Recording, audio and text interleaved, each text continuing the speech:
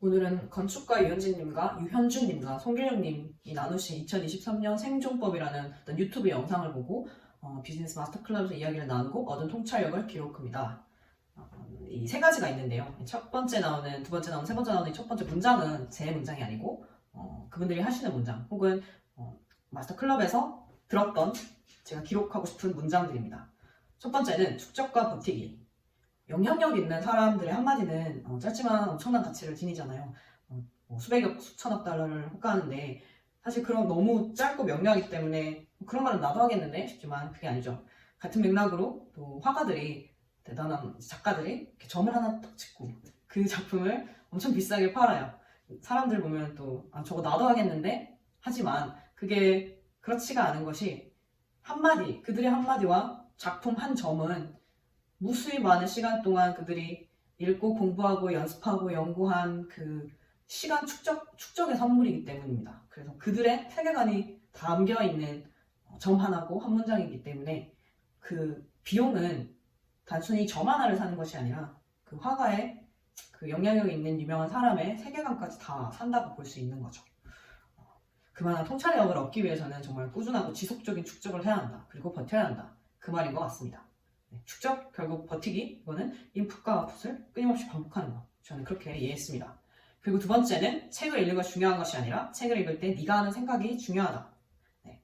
우리가 다이어리 새해가 되면 매 앞장에 올해 책 100권 읽기 이렇게 쓰는데요.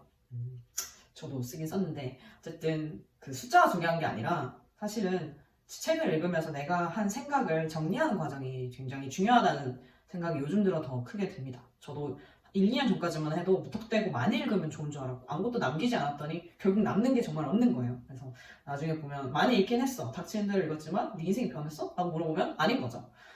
그래서 정말 내가 좋은 독서를 하겠다 하면은 어떤 좋은 부분을 발췌해서 적어보는 것도 좋지만 책을 덮고 나서 내 머릿속에 남아있는 걸 한번 정리를 글로 표현해보는 그 과정이 진짜 저는 중요하다고 생각을 합니다. 그래서 짧게라도 저는 꼭 적으려고 노력을 하고 있습니다.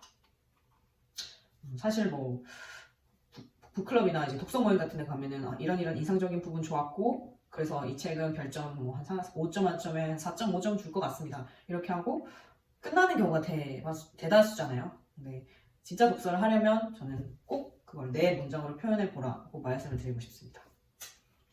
그리고 세 번째는 내 세계관을 구축해야 한다 라는 말. 이 세계관이 예전에는 어떤 종교로 가지게 되었다고 해요. 그 말도 되게 인상 깊었어요. 종교를 가지게 되면 사명이 생기고 삶의 의미가 생기고 어떻게 살아야 하는지 명확해지기 때문에 그것이 세계관이 될 수 있는데 그래서 내 세계관을 구축해야 한다는 것은 종교가 없는 사람들은 어떻게 살아남냐. 2023년 새 시대가 오는데 어떻게 내 세계관을 구축할 수 있느냐. 그 말이 떠올랐어요. 마틴 스코세지죠. 가장 개인적인 것이 가장 창의적인 것이다라고 했던 그 문장. 그리고 그를 존경하는 봉준호 감독은 가장 한국적인 것이 가장 세계적인 것이다 라고 했습니다. 초개인화 시대 가슴에 꼭 새겨야 할 문장이라고 생각합니다. 개인적으로. 개인적이라는 것은 사실 내 방식으로 내가 가장 잘하는 것을 하는 것이라고 저는 생각을 하는데요.